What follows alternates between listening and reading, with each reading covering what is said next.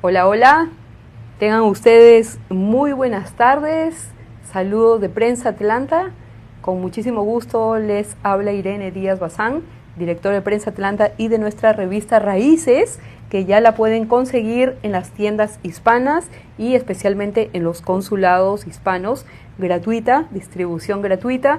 Y con muchísimo gusto hoy vamos a analizar un tema muy importante que seguramente usted ha tenido debajo del bolsillo, en la manga, averiguando qué ocurre cuando se desata una tragedia familiar y los padres o familiares directos e indirectos son indocumentados. ¿Existe alguna posibilidad de que haya un ajuste de estatus migratorio?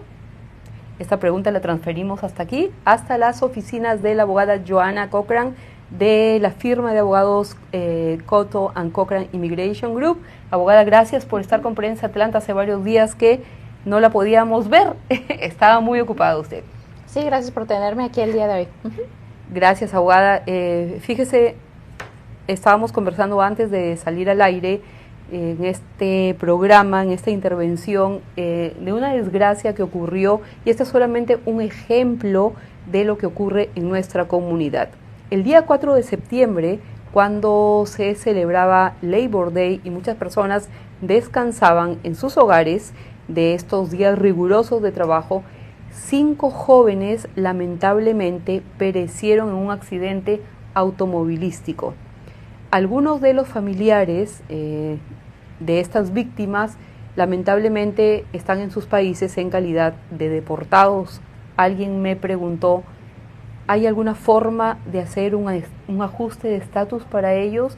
¿Cómo opera inmigración para favorecer a familiares de personas que han muerto o han quedado discapacitadas y que no tienen estatus migratorio? Ok, en muchas cosas, porque generalmente cuando hablamos de ajuste de estatus nos estamos refiriendo a residencia, ¿no? Uno ajusta a residencia permanente o un estatus legal permanente en los Estados Unidos. Que eso es, vamos a dejarlo en segundo plano. Realmente aquí el objetivo de estas personas es venir y visitar a sus familiares a los Estados Unidos, ¿no? Porque ocurrió una tragedia, ocurrió un suceso importante. Hay varias maneras de poder aplicar o poder pedir venir a los Estados Unidos y las posibilidades o probabilidades de aprobación dependen mucho de los detalles del historial migratorio y criminal de la persona. Entonces, por ejemplo, si usted está fuera de los Estados Unidos y quiere venir quiere entrar a los Estados Unidos a visitar familiares que fueron víctimas de algún tipo de tragedia, usted siempre puede aplicar para una visa de turista, o si ya ha tenido una visa de turista anteriormente, puede simplemente utilizar esa visa para venir a los Estados Unidos en calidad de turismo, ¿okay? Si no, puede usted aplicar para lo que se llama un parol humanitario o un permiso de viaje humanitario. Esa es una aplicación que se hace para cuestiones de reunificación familiar. Okay. También hay razones médicas por las cuales uno necesita venir aquí a los Estados Unidos. En el caso en este escenario, estas personas que están en el exterior tendrían que aplicar para lo que se llama parol humanitario y entrar aquí a los Estados Unidos. Se hizo una entrada condicional, ¿okay? No provee ningún tipo de estatus o beneficio permanente, simplemente para estar aquí temporalmente y luego regresar a su país de origen. ¿Qué posibilidades tiene esta persona de ser aprobado para esta aplicación? Y que realmente son muy difíciles de ser aprobadas, porque también tiene que ser, la emergencia tiene que ser uno diligente y tener esa aprobación rápidamente, ¿no? Posibilidades de aprobación en este tipo de aplicaciones usualmente son bajas. Okay, ¿por qué? Porque es enteramente discrecionario. El oficial que está revisando la aplicación es enteramente discrecional. ¿Y qué significa discreción? Es lo que el oficial piense, si merita esto, que estas personas entren o no. O sea, eso es, que en la mente del oficial eso, pura discreción, es lo que, básicamente lo que se le antoje.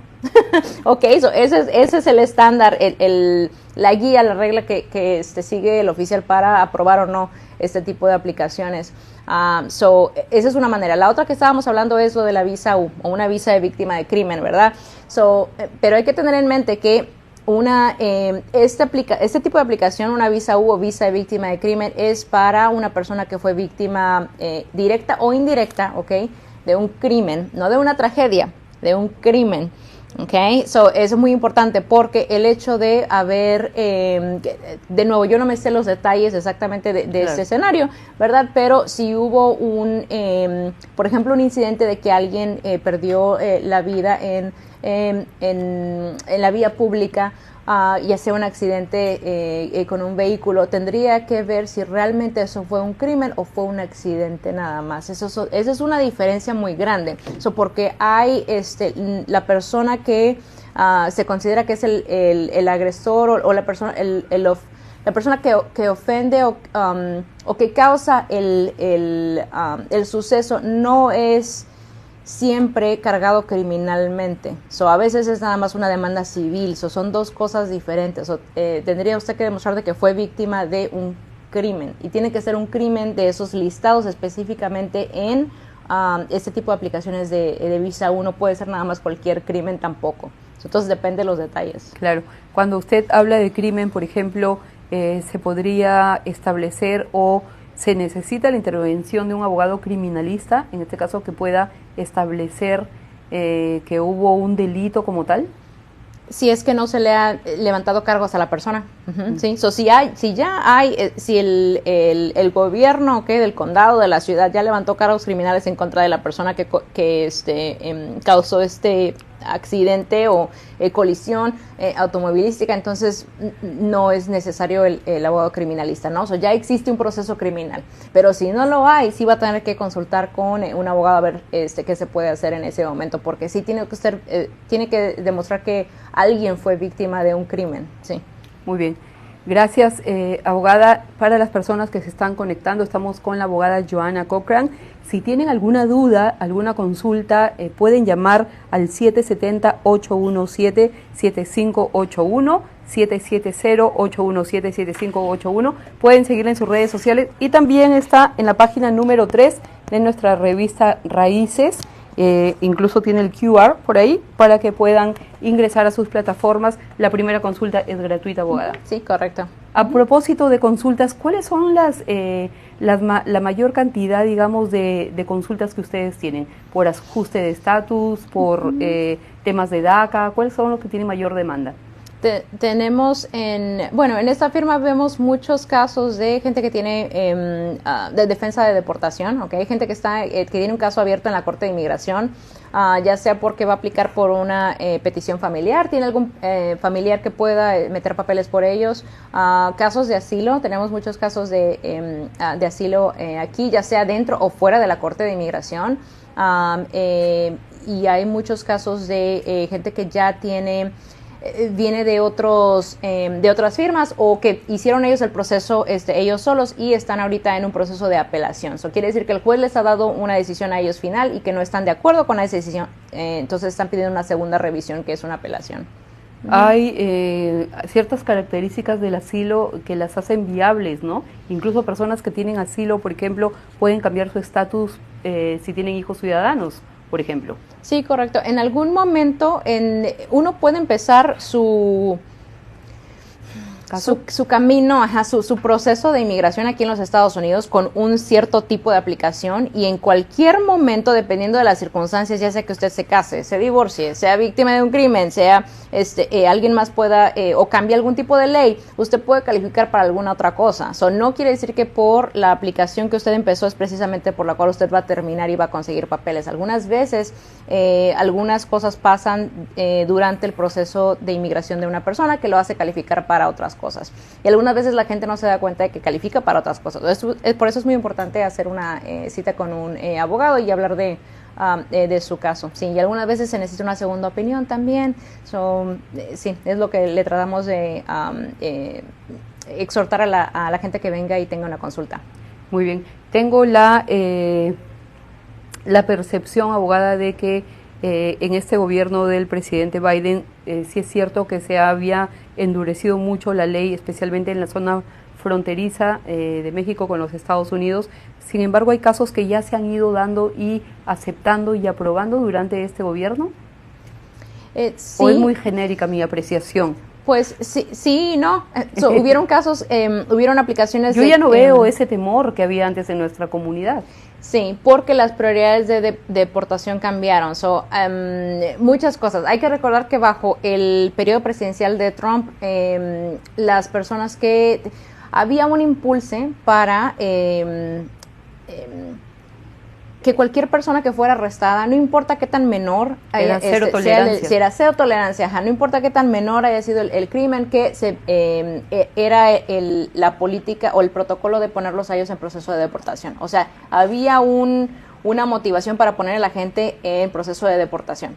Ahorita estamos viendo un revierte completamente bajo el periodo de presidencia de Biden, de que de hecho están cerrando muchos casos en la corte porque tienen un volumen porque precisamente pues lo vienen heredando de la presidencia anterior. Realmente están cerrando o tratando de no poner a la gente en deportación de gente que no tenga un caso criminal muy serio.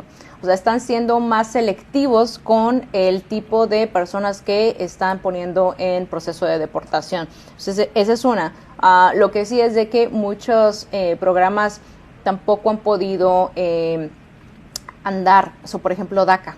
Que realmente el problema empezó a principios de la presidencia de Biden, que habían abierto por un periodo de unos cuantos meses el proceso de DACA inicial. Para gente que nunca había anteriormente aplicado por DACA, se le dio la oportunidad de someter aplicaciones de DACA y que hasta el día de hoy no han dado a nada. De hecho, hoy tuve una conversación con un cliente con respecto a eso, porque quería ver me preguntaba, quería ver qué actualizaciones había con respecto a eso, y ya va que esta aplicación fue enviada, ya tiene más de 2 años o 2 años y medio por ahí, y está congelada porque ese litigio federal todavía está pendiente.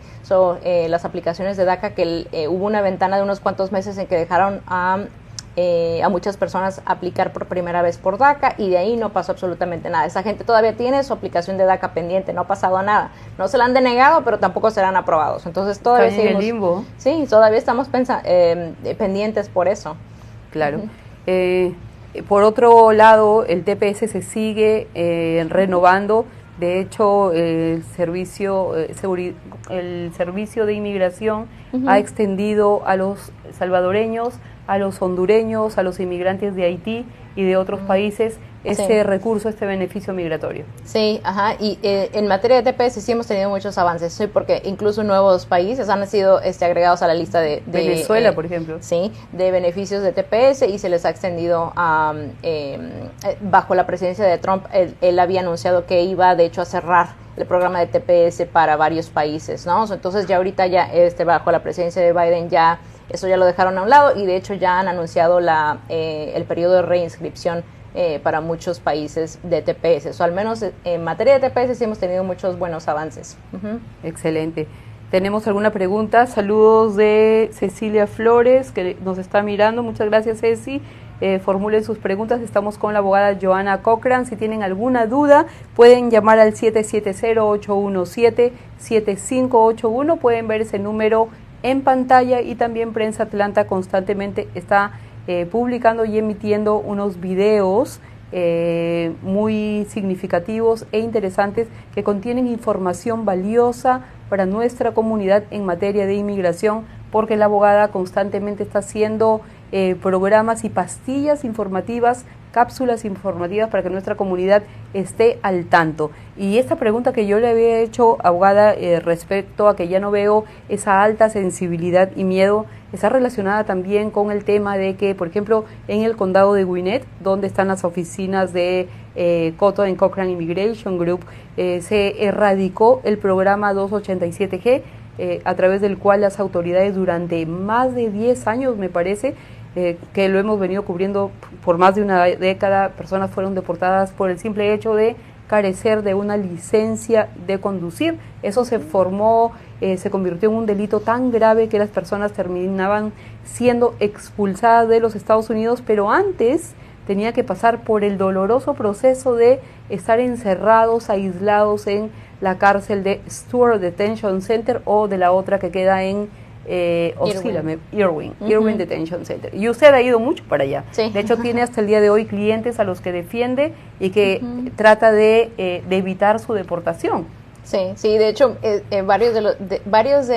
me tocó ir a muchas audiencias de fianza, en esos dos centros de detención, estoy muy familiarizada con esos dos centros de detención, y de hecho varias de las personas que salieron de ese centro de detención con una fianza hasta el día de hoy todavía son mis clientes porque todavía tienen un proceso pendiente, así de largo puede ser un proceso de inmigración, pero pues ahí vamos, entonces ese tipo de programas de 287G dejó mucho daño, y las consecuencias todavía se están viendo pues años después, sí.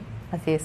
A veces, y estos son casos que han ocurrido bastante recurrentes en nuestra comunidad, las personas que han sido deportadas y han reingresado a los Estados Unidos todavía tienen un proceso pendiente, ¿verdad? Es difícil ese proceso para obtener la residencia de los Estados Unidos. Sí, y depende, sí, porque la mayoría de las veces cuando uno tiene una orden de deportación y le toca ser removido físicamente de los Estados Unidos, realmente eso complica la situación y todavía más si reentra después de eso, esa es otra cosa. Entonces es muy importante lo que trato yo de recordarle a la gente, que cada que hay un evento importante en su vida, ya sea que usted se case, se divorcie, tenga un hijo, quiera salir de los Estados Unidos, quiera entrar a los Estados Unidos o quiera someter algún tipo de aplicación, siempre consulte con un abogado antes de hacer eso, porque alguna de esas cosas, alguno de esos eventos lo puede descalificar o puede ser que usted califique para algo más, pero tiene usted que saber cuáles son las consecuencias de cada acto antes de cometerlo, antes de hacerlo. Entonces es muy importante hablar con alguien antes de todo eso. Muy bien, yo creo, y este es un consejo a título personal, no estoy diciendo que deba ser así, pero cuando una persona individualmente tiene la iniciativa de hacer sus trámites de inmigración solo, excepto la ciudadanía, que digamos es el paso más fácil, es ya el saludo de la bandera, y a veces hay ciertas cosas que también hay que limar, ¿no? Pero mi consejo es, y quizá tómelo o déjelo, pero a veces se crean vacíos incluso dentro del caso, ¿no? O sea, se pueden omitir ciertos documentos, ciertas acciones dentro del caso que pueden perjudicarle eventualmente a la persona. ¿Se refiere a cuando inmigración esté pidiendo algo pero no des todos los documentos? Sí, aunque también no porque inmigración te pida documentos también tengas que dárselos todos, o eso es cuestión de estrategia legal. Pero es mejor siempre hacerlo con un abogado de inmigración, porque cuando lo haces solo puedes omitir algo importante, como por ejemplo las fechas de tus salidas de viaje o las fechas, o mentir pensando de que inmigración no te va a captar, o haber cometido un delito en otro estado, ¿no? Sí, correcto, sí, exacto. Lo que usted piense que usualmente es lo que piense que no va a ser mucho problema para inmigración, realmente eso resulta que sí era algo muy importante que usted no mencionó. Y lo otro que pasa es lo inverso, que usted dio más información de la que le están pidiendo y esa información extra que usted dio fue lo que lo metió en problemas. Y ese tipo de decisiones son muy importantes, muy delicadas y las tiene que hacer una persona que sepa lo que está haciendo. Por eso es de que si hay alguna duda de si usted debería compartir esa información o no, muy importante hablarlo con un abogado y no dejárselo al juicio de uno mismo, ¿verdad? Porque uno no está instruido en ese tipo de, en esa área y tampoco dejarlo a una persona que igual no tenga alguna formación con respecto a leyes de inmigración. Exacto. Gracias, abogada Joana. Si tienen alguna duda, la primera consulta es gratis, solo tiene que llamar al 770-817-7581, es el número que aparece en las pantallas de Prensa Atlanta. Traemos esta información vital para nuestra comunidad. El tema de inmigración no se ha terminado, sigue en pie, seguirá en pie, mientras lleguen más inmigrantes a este país. Algo que me preguntaba una persona hace varios meses también y me olvidé de traerlo a la mesa es cuando una persona, por ejemplo, tiene un caso de inmigración en otro estado, como el estado de la Florida, y se muda aquí, ¿qué debe hacer correctamente? Okay. ¿Informar inmigración? Sí, es muy importante siempre informar inmigración, ya sea que usted esté en la Corte de Inmigración o no, porque cualquier aviso, cualquier documento, si usted es aprobado, le van a dar un permiso de trabajo, le van a dar una green card o qué sé yo, o algún papel importante, se lo van a enviar a la dirección que usted tenga en récord, ¿ok? Si entonces usted se mudó y no le avisó a inmigración de que usted se mudó, le van a enviar todas esas notificaciones a la dirección que ellos tengan.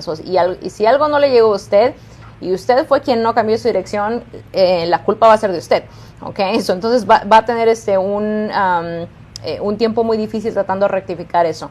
Ahora que si usted dio aviso de su cambio de dirección, y esto es muy importante, conservar confirmación de que usted dio un cambio de dirección. ¿Por qué? Porque inmigración, créanmelo, también comete errores. Inmigración, luego la gente tiene un tiempo muy difícil de comprender que inmigración comete errores. Señores, inmigración es seres humanos, ¿ok?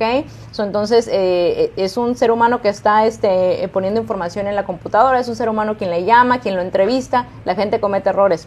Entonces, usted tiene que tener diligencia y conservar evidencia de que usted cambió su dirección, lo hizo en línea, lo hizo por teléfono, qué sé yo, tiene que tener confirmación de todo eso, porque el día de mañana si le envían algo a una dirección que ya no es la suya, con que usted tenga evidencia de que usted sí cambió su dirección a tiempo, lo puede rectificar con ellos, porque si no, de otra manera va a ser la culpa de usted, y va a ser más difícil para usted, obviamente.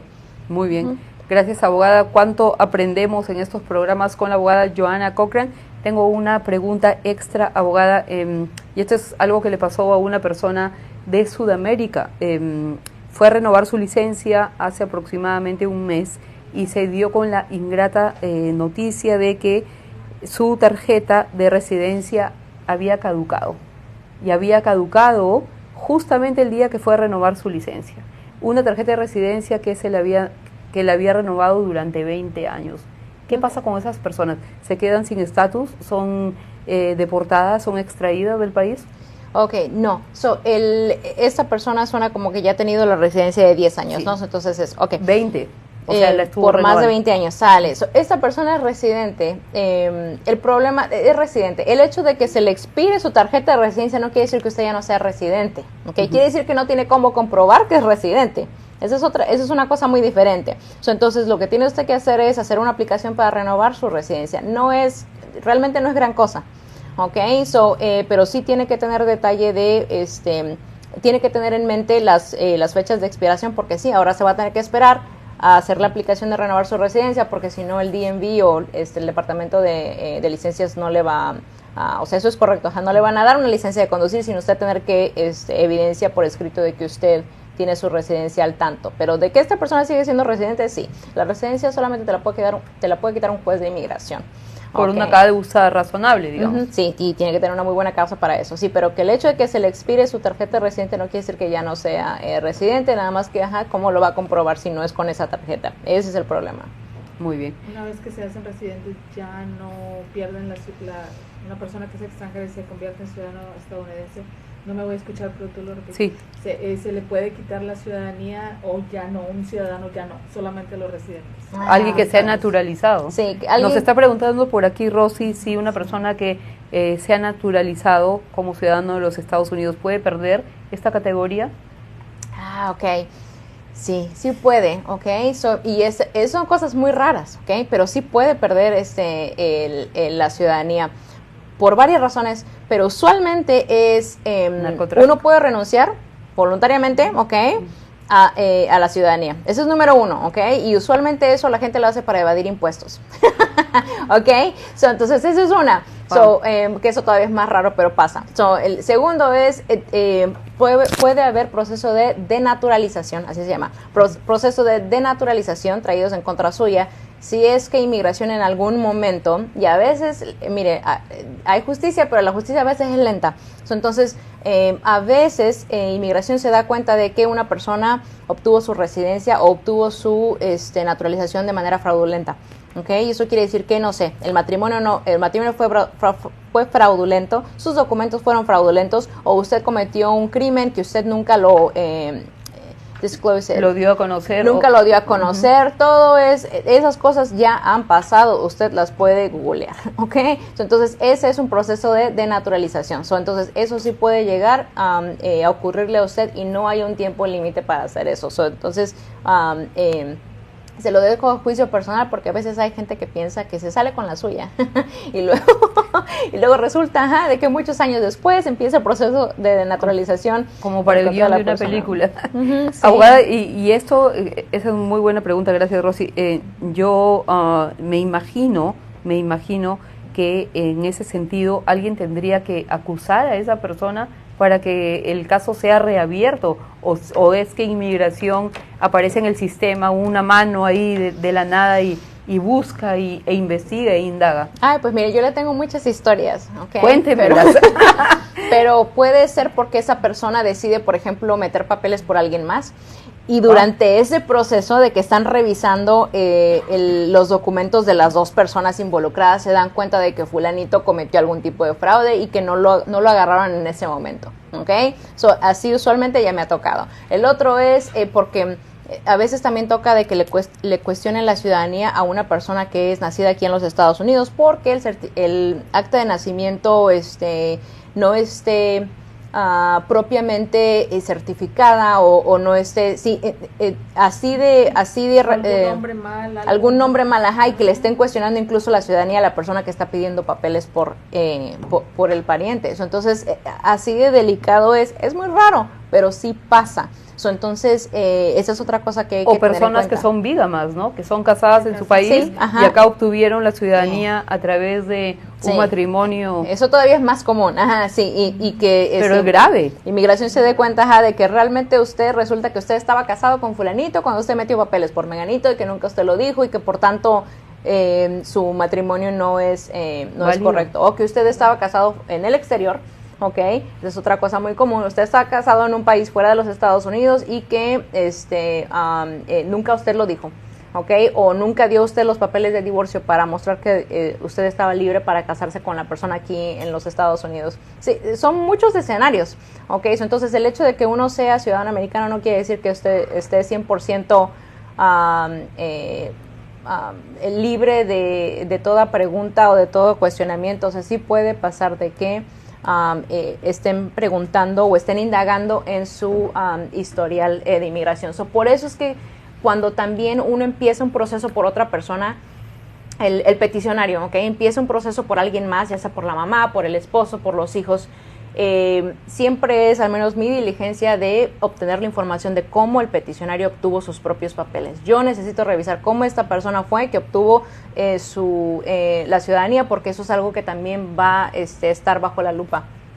Incluso aunque el caso, y luego la gente me dice, pero eso qué tiene que ver con, tiene todo que ver con usted meter papeles por alguien más, porque también a usted lo van a checar, no nada más a la persona que esté pidiendo papeles. Exactamente, se lee el caso de algunas personas incluso que tienen varios matrimonios civiles a su haber y el momento de la entrevista, porque sí, hay un momento de entrevista con inmigración y otro día vamos a hacer un programa de esto, cómo es una entrevista con inmigración, lo vamos a dejar para el programa subsiguiente, pero sí es cierto que hay personas que contraen nupcias más de una vez y eso también es un poco un terreno árido, medio crítico, ¿no? Sí, y si esa persona metió papeles por cada una de esos cónyuges, esas aplicaciones las va a tener el oficial cuando esté revisando la aplicación actual. O sea, su hoja de vida debe ser así. Exactamente. Y haya sido en otro país, porque supuestamente una sola vez te puedes casar, o sea, legalmente, hasta que no te divorcies,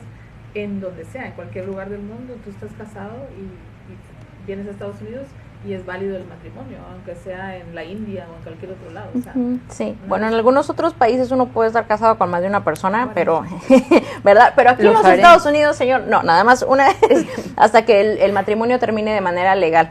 Entonces, sí, todos esos papeles los tiene usted que tener en regla y las fechas tiene que concordar, porque luego también resulta que no se dio cuenta una persona de que se divorció hasta después de que se casó con alguien y eso sale ya pues tarde, cuando está uno en medio del proceso. Entonces eso también me ha tocado. Una vez tuve la conversación con alguien que no se dio cuenta de que no se divorció a tiempo antes de casarse, entonces ya Pero todo eso fue arreglado exitosamente, ¿ok? Pero sí, todo eso tiene usted que tener cuidado, y más si lo hace sin un abogado, sí. Manuel Holguín Paz manda saludos. Saludos, Manuel. La abogada está acostumbrada. Sí, saludos de Colombia, muy bien. Dice, ¿cuál matrimonio es válido? ¿El civil o el matrimonio por la iglesia? Ok. ¿Para inmigración? Eso también depende del país. Inmigración aquí en los Estados Unidos le va a dar fe a el matrimonio que fue legal, a lo que se considere legal en ese país en el exterior. Entonces, hay países en los que, la mayoría de los países es un matrimonio civil, ¿ok? La mayoría de los países, lo que se va a considerar legal va a ser un matrimonio que usted fue a una autoridad civil y lo registró con una autoridad civil. Esa es la mayoría de los países. Pero también hay otros países en los que solamente un matrimonio religioso, ¿ok?, es suficiente. Esa es la minoría, pero también los hay. Entonces, en ese país, ese matrimonio religioso fue válido, el gobierno de los Estados Unidos lo va a reconocer también, pero todo depende de que usted demuestre que fue válido bajo las leyes de ese país extranjero en el cual usted se casó. Sí. Wow. Y se lo van a cuestionar. Sí, eso ya me ha tocado hacer mucha investigación, ir y obtener cartas de un abogado precisamente de ese país o del consulado. Sí, ese tipo de casos son un poco más extensos. Son muy divertidos, pero sí son más complicados. Solo a la abogada Joana le parece divertido, tanta ley, muy interesante, ¿no? sí. Es interesante, el tema migratorio es muy complejo, es muy amplio, pero la verdad que es muy interesante porque la complejidad se debe también a los distintos escenarios, casos, visas y situaciones que se presentan. Por ejemplo, podría haber una persona que sea víctima de un matrimonio fraudulento. ¿Qué quiere decir? Por ejemplo, yo me vuelvo a casar alguna vez en mi vida y nunca me imaginé que mi cónyuge está casado con otra persona. Ese fue mi primer caso de VAWA, de hecho. Mi ¿En primer serio? caso de VAWA fue un caso bígamo, de hecho. Wow. La señora que eso ya tiene como 14 años por ahí. La señora no se había dado cuenta porque el esposo era el que controlaba todos los documentos, ¿no? Entonces, resulta que ya cuando ella pudo obtener la copia de los documentos y que yo me senté con ella, le dije, fui yo quien me di cuenta, mire, las fechas, esto no concuerdan. Entonces, su esposo se divorció, pero después de que se casó con usted. Realmente el matrimonio de usted no es... Que no para existe. Casos de VAWA no es problema porque se tiene que demostrar de que todavía uno puede aplicar como esposa abusada, esposa, y lo digo entre comillas, siempre y cuando se demuestre que realmente no es la persona que fue víctima del abuso estaba no tenía conocimiento de ese error, pues. Entonces, en ese caso fue muy fácil hacerlo porque sí, la persona no tenía ni idea, de lo que así, de cómo fueron los trámites, porque pues ni ella sabía inglés y todos los papeles los controlaba el esposo, ¿no? Que es el ofensor en este caso. Entonces, pero sí, eso sí, me ha tocado ver, casos, digamos, y también de VAWA, eso es, no muy común, pero sí pasa. Sí pasa. Tenemos algunas preguntitas por acá, dice Manuel Holguín Paz, estaba hablando primero, ¿cuál matrimonio es válido, el civil o el matrimonio por la iglesia? Ya lo explicó la abogada Joana, y ahora dice, hablando de las personas que se casan en el exterior, ¿qué peligros conlleva el casarse por papeles con un ciudadano americano? ¿Qué le puede pasar a ese ciudadano?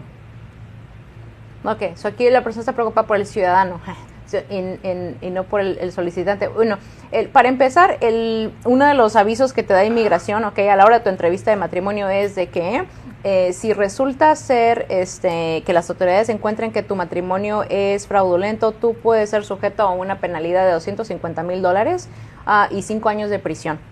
Eso es para empezar, ¿ok? Eso porque es un crimen federal. Dice que cuál es, perdón, nos reitera que le puede pasar a los dos, a ambos. No. Ok, bueno, eso le puede pasar a los dos. Ok, es una penalidad de $250,000 y 5 años de prisión. Eso es que es muy raro que realmente el gobierno decida levantar esos cargos criminales, ¿ok? Usualmente ese tipo de casos se ve cuando uno es parte de un ring o de un eslabón, así que va. Sí, de un exacto, sí, porque hay gente que realmente a eso se dedica, a hacer encontrar gente para hacer matrimonios fraudulentos, sí. Es un negocio. Yo lo vi en una película, Green Card se llamaba.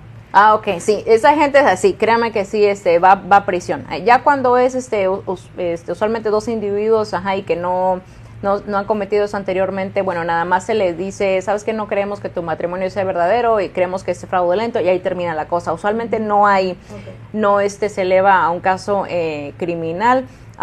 Pero pues sí, lo otro es muy importante, que si inmigración llega, y por eso es muy importante pelear esto, si inmigración tiene una...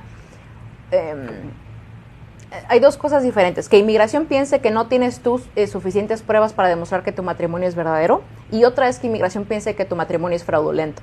Ya son dos cosas diferentes. Si inmigración te está diciendo por escrito de que pensamos que tu matrimonio es fraudulento, es muy importante no dormirse en sus laureles, como decimos en México. Tiene usted que pelear eso. ¿Por qué? Porque si inmigración a final de cuentas da una decisión final y dice que su matrimonio es fraudulento, ese es un castigo. Es un castigo que le va a impedir a usted someter una aplicación por alguien más. O usted ser, exacto, o usted ser elegible para alguien más. Entonces es a marriage fraud. Matrimonio fraudulento es un tipo de castigo que solamente hay un perdón disponible si está en proceso de deportación y realmente en casos extraordinarios. Entonces, pero usualmente no hay un perdón para esos. Entonces, por eso es de que no puede usted dejar eso así como así. Si inmigración le está diciendo que ellos tienen la intención de concluir que su matrimonio es fraudulento, usted tiene que pelear eso a capa y espada, porque eso es muy serio. Wow.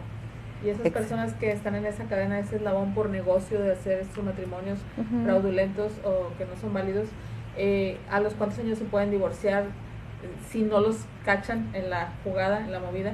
Divorciarse y volver a seguir con ese negocio, casarse con más personas para darle la residencia, un estatus. La pregunta es pero esta persona, perdón, para clarificar, pero esas personas en su pregunta, ¿ya les dijo inmigración que los matrimonios eran fraudulentos o todavía no? Que nunca los han cachado. Entonces la pregunta es, si nunca inmigración me ha dicho que mi matrimonio es fraudulento, ¿cuántas veces yo me puedo divorciar y volver a meter papeles por alguien más? Sí. Bueno, técnicamente es ilimitado, ¿no? O sea, no es, sí, porque sí, no, el gobierno le va a decir, usted nada más puede casarse 5 veces y meter papeles 4 veces y ya, o sea, no, no le va a decir eso. Lo que sí es de que entre más veces usted haga eso, obviamente más sospechoso se va a ver su trámite migratorio. O sea, con más detalle va a estar el oficial revisando los documentos de usted. Y en algún momento sí va a tener usted un tiempo muy difícil tratar de demostrar de que su matrimonio el día de hoy, el matrimonio número 7, es válido. Me explico eso, entre más que tiempo lo haga. Finalmente se casó por amor. Y si esa persona nació en territorio estadounidense, no pueden quitarle su ciudadanía. A ellos no. Si la persona la pregunta es si la persona, si el peticionario nació en los Estados Unidos, le pueden quitar la ciudadanía por eso o no. O sea, no, matrimonio fraudulento no es algo, no es una razón para que lo mandan a la cárcel. La ciudadanía. Sí, exacto. Estamos hablando de que una persona que se naturalizó puede ser denaturalizada. O sea, que obtuvo la ciudadanía a través de un trámite, de un proceso. Pero si tú naciste aquí en los Estados Unidos, eres ciudadano por suelo. Sí, eso es otra cosa muy diferente. Sí, no es. Eso ya nada más es cambiando la Constitución de los Estados Unidos. Sí, tenemos otra pregunta. Que créanme que Trump ya eso es lo que él quiere hacer, pero bueno. Gracias, Manuel, por tu gran participación. Dice, buen debate. Así no nos vamos a ir a almorzar, dice. ¿Qué le puede suceder a una persona que se compromete a darle los documentos por dinero en un matrimonio y se desaparece después de someter los documentos a inmigración? Repito, ¿qué le puede suceder a una persona que se compromete a darle los documentos por dinero en un matrimonio y se desaparece después de someter los documentos a inmigración? Pues que de arranque es un delito aceptar un trámite así, ¿verdad? Sí, porque una de las preguntas que inmigración le hace a la pareja es si alguno de ellos recibió algún tipo de ayuda monetaria. Un pago por el trámite de papeles. Porque sí, eso es evidencia de matrimonio, de que el matrimonio es fraudulento. Entonces, pero en este caso, o sea, así la persona se desaparezca o no, las consecuencias son las mismas. Si inmigración concluye de que es un matrimonio fraudulento, tienen ellos la opción de darte la penalidad de $250,000 o 5 años de prisión. Si no, nada más te van a denegar la aplicación y ya. Ahora, hay que tener mucha valentía para decirle a inmigración es que yo le pagué a fulanito y se fue con mi dinero Claro. y yo pensaba arreglar mis papeles, Ujú. entonces él me estafó. No, creo que ante inmigración No. la primera persona que ha cometido el delito es usted, por Claro. entrar en estos vaivenes ilegales, ¿no? No soy abogada, Sí. quise serlo alguna vez, pero por eso tenemos estas consultas importantes. Sí, no, pero eso es otra cuestión de la visa U, de hecho, de la visa U o la visa de víctima de crimen. Tú no puedes decir que fuiste víctima de un crimen que tú Has cometido. has cometido, O sea, que ajá, tú o has que tú causado. resultas, sí, así como no puedes tú decir fui la víctima de estafa de algo ilegal en lo cual yo estuve involucrada, ¿ok? Así como no puedes decir yo fui la víctima de fulanito que me pegó cuando tú le pagaste a fulanito para que a ti te pegue y para que tú puedas sacar papeles. Ese tipo de cosas no las puedes hacer. Pero bueno, ya que Ya inmigración... por último dice, perdón, que si la persona que pagó queda en un limbo jurídico y si puede ser deportado. La persona que pagó... Sí, en ese caso para casarse, Ah. pues queda en O sea, un si limbo la persona le jurídico. pagó al ciudadano, Ujú. ¿puede ser deportado? Pues claro que sí, puede ser deportado porque eso... Pero tendría que encontrarte primero buena evidencia de que tú hiciste eso, de que fue que cometiste fraude por eso, de que no califiques para ningún otro perdón. Sí, de aquí a deportación, la verdad es que muchas cosas pueden pasar, pero teóricamente hablando de que puedan deportarte por eso, por un matrimonio fraudulento, sí, porque vamos a lo mismo, no solamente es una violación de la ley de inmigración, es también un crimen federal. Entonces sí, claro que sí te pueden deportar por eso. Te pueden deportar por eso. Yo tengo una última pregunta ya para irnos, y es que usted acaba de decir algo muy importante. Cuando inmigración, estás, por ejemplo, en una entrevista con inmigración, con un agente federal que tiene toda la autonomía, toda la autoridad para preguntarle prácticamente de todo a la persona que se presenta con la pareja, en el caso del matrimonio, y usted dice que inmigración pregunta, por ejemplo, si han recibido dinero del cónyuge para hacer el trámite matrimonial. Imagínense que una persona, y esto es algo que le pasó a una amiga colombiana hace muchísimos años, su matrimonio era de buena fe, había tenido un noviazgo con esta persona previo al matrimonio, pero el novio a veces le ayudaba a pagar el agua y la luz. Sí, ajá. Entonces dijo, sí, me pagaba el bill del agua y de la luz, y tuvo un problema ahí. Sí. Entonces tuvo que volver con una abogada. ¿Qué se hace en esos casos, abogada? Porque ella estaba siendo sincera, tenía un noviazgo previo con esta persona, y de hecho ya estaban viviendo juntos y después se casaron.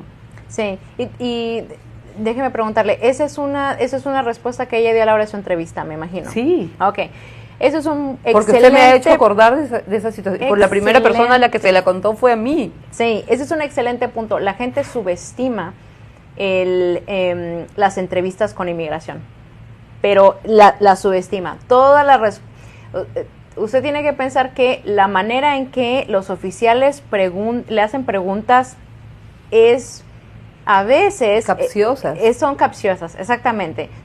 Le podrían hacer la pregunta de esta manera, pero deciden hacérsela de esta otra manera, y entonces usted contesta de acuerdo a la pregunta que le hacen, ¿no?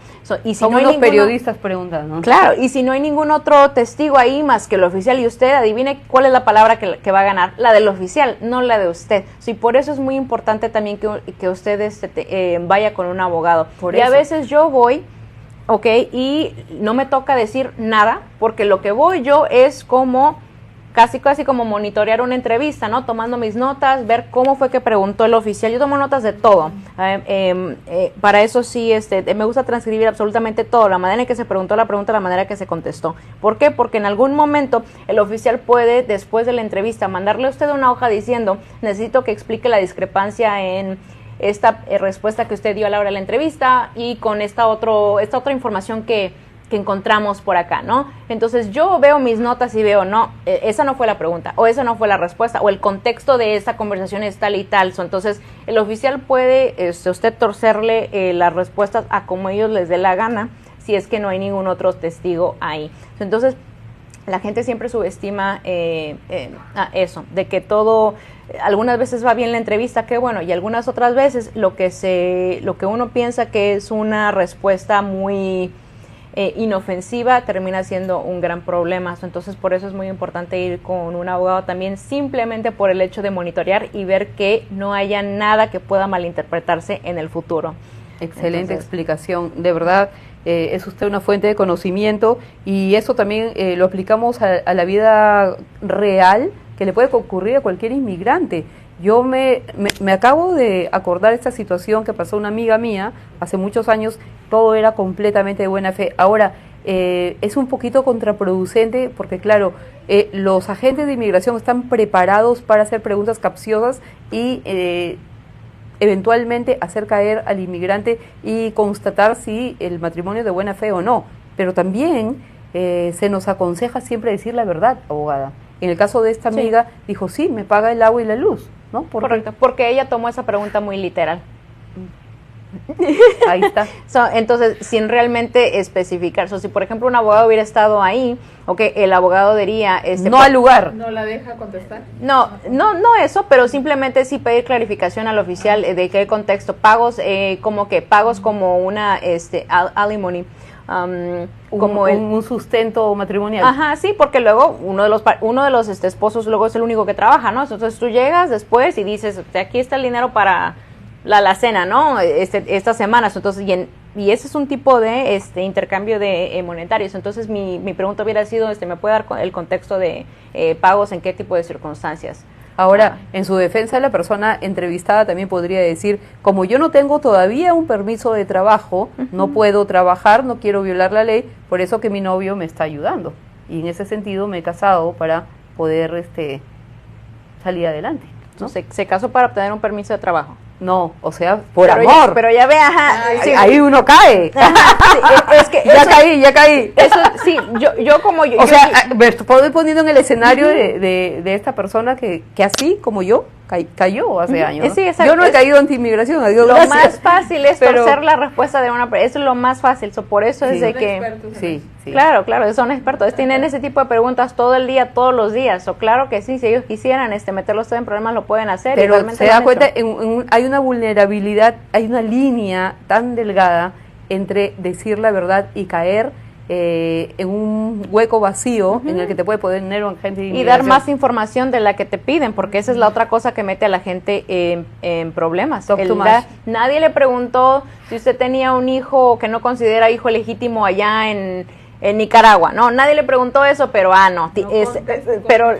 pero luego ese tipo de ejemplos de cosas que nadie le preguntó, pero la persona porque quiere ser lo más honesta posible y dar la mayor parte, y no se trata de eso, se trata solamente de contestar lo que le están preguntando. Y la verdad que yo respeto mucho al gobierno de los Estados Unidos, amo este país con todo mi corazón, me han pasado sucesos muy importantes profesionalmente y emocionalmente y personalmente en este país, considero que este es un gran país, no obstante los gobernantes, igual que nuestros países en Sudamérica o en Centroamérica o etcétera, pero yo soy una respetuosa de la ley. Les voy a contar una pequeña anécdota y antes de irnos, el día que di mi examen de ciudadanía, que me pareció sumamente fácil, preguntas elementales realmente en inglés, yo caminaba con la gente de inmigración para dar mi examen de ciudadanía, que primero es el examen personal, ¿no? Oral. Entonces yo recuerdo haber comentado algo sobre el clima tan agradable de aquel verano de hace 15 años y ella fue muy tough conmigo, fue muy tosca, ¿no? Sí.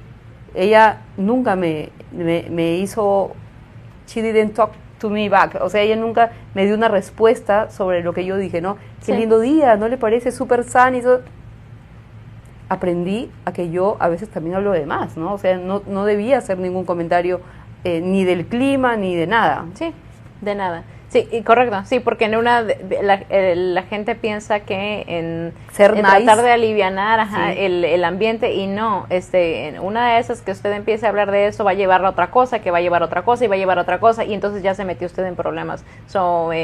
Sí, nada de eso. Limítese a contestar la pregunta del oficial. Muy bien, tenemos 2 preguntas más. Dice Manuel, la persona que pagó queda en un limbo jurídico y puede ser deportado, ya le contestó la abogada, y también dice, la prueba está porque ha sometido los documentos. Muchas gracias, Irene Díaz Bazán. De manera de que metió sus documentos falsos. Sí, pero también hay que ver cómo los metió. Realmente firmó ¿Qué decían los documentos? ¿Qué tipo de información decían los documentos? Son muchas otras cosas. Y no quiere decir que nada más porque él sometió documentos automáticamente esa es evidencia de matrimonio fraudulento. No, hay muchos otros pasos que uno tiene que seguir antes de eso. Mi consejo siempre, consulte con un abogado de inmigración. Si es joven y está al tanto de la ley, tanto mejor quizá, porque y lo mismo dirán de los periodistas, yo ya no soy tan joven. Nuestro mismo idioma. El hablar el mismo idioma, abogada, es un plus para ustedes los abogados, poder explicarles a los inmigrantes. Sí, luego le voy a dar historias de intérpretes. Me acordé de usted, sí. Esta semana que tuve una audiencia, tuve un juicio en la corte y hubo un error con el intérprete, y como yo hablo el idioma de mi cliente, nadie más se dio cuenta de eso. Ya luego hablamos de eso, pero sí, eso también es un problema. Sí, pero denos un adelanto. Sí, estábamos hablando de fechas, porque otra de las cosas de la gente que trae sus documentos, en un caso de asilo, la gente que trae sus documentos de cuando, por ejemplo, un reporte de policía, ¿no? Que usted fue a reportar algo que le pasó a usted en su país de origen. Luego a veces esos documentos tienen errores, pues porque vamos a lo mismo, son seres humanos quien tapean, que hacen los reportes, y pues a veces hay un error, ¿no? Entonces, pero uno prepara al cliente para eso porque sabe que eso va a ser un problema a la hora de la audiencia, que eso alguien le va a decir, oiga, ¿y por qué hay este error aquí, no? Bueno, entonces ya esta cliente ya estaba preparada. Pues resulta que en eso de que yo le estoy preguntando a mi cliente, ¿qué tal la fecha esta? ¿Esta es correcta? Y el intérprete en la hora de la audiencia no dice la fecha que yo dije, dice otra fecha. Entonces, y por tanto la respuesta de mi cliente pues es diferente, porque no es la respuesta que yo. Entonces tuve que levantar una objeción, y hubo porque no me dejaban levantar la objeción porque pensaban que el intérprete ya había dicho la fecha. Entonces yo tuve que decir, no, pero no es la misma porque yo entiendo el idioma y eso y el otro. O sea, y si no hubiera estado ahí un abogado con esta señora, o si hubiera ido otra persona, nadie se da cuenta de que hubo un error en esa fecha y las cosas iban a quedar así. Entonces, eso es muy, esa cosita, eso es muy importante. Excelente, excelente. Gracias, abogada. Hemos hablado bastante. Hoy ha sido una miscelánea de preguntas, de temas, y realmente la vida migratoria es así. Hay diferentes escenarios, diferentes características, diferentes situaciones. Hemos hablado del TPS, del matrimonio, de si una persona que está en medio de una situación de tragedia puede eventualmente arreglar su situación migratoria o acogerse a algún beneficio. Hemos hablado de VAWA, hemos hablado de víctimas de crímenes, hemos hablado de personas que contraen matrimonio y son estafadas, hemos hablado de los peligros y las evidencias en un matrimonio para ser legal ante las oficinas de inmigración y cómo son las entrevistas con los agentes de inmigración. Más adelante vamos a desarrollar otros programas con temas interesantes. Escríbanos a mí, Irene Díaz Bazán, a través de Facebook, Prensa Atlanta, o también si quieren comunicarse con nosotros para analizar algún tema que a usted le interese. Rosa, ¿querías decirme algo más? Sí, es que como no tengo audio. Sí, sí, pero te escuchamos. Ok. No, estaba nada más ya la última pregunta ya la había dicho. Ajá. Ok, ¿algo más? No. Gracias, Data Solution, por este programa. Gracias, abogada. Nos hemos extendido un poquito, pero creo que valía la pena. Sí, gracias por tenerme aquí el día de hoy. Muchas gracias. Gracias a toda nuestra comunidad. Ya saben, en la revista Raíces hay mucha información, 32 páginas de información. Incluso el cónsul de México ha escrito en esta oportunidad, y también tenemos artículos muy interesantes que nos ayudan a construir esta comunidad más activa, con mayor calidad informativa y por supuesto que puede acogerse mejor al sistema de inmigración. Con la abogada Joanna Cochran pueden llamar al número que aparece en pantalla también, 770-817-7581. Muchas gracias, abogada. Por fin la pudimos tener en nuestro programa Enfoque Migratorio. Sí, gracias. Muy amable. Buenas tardes.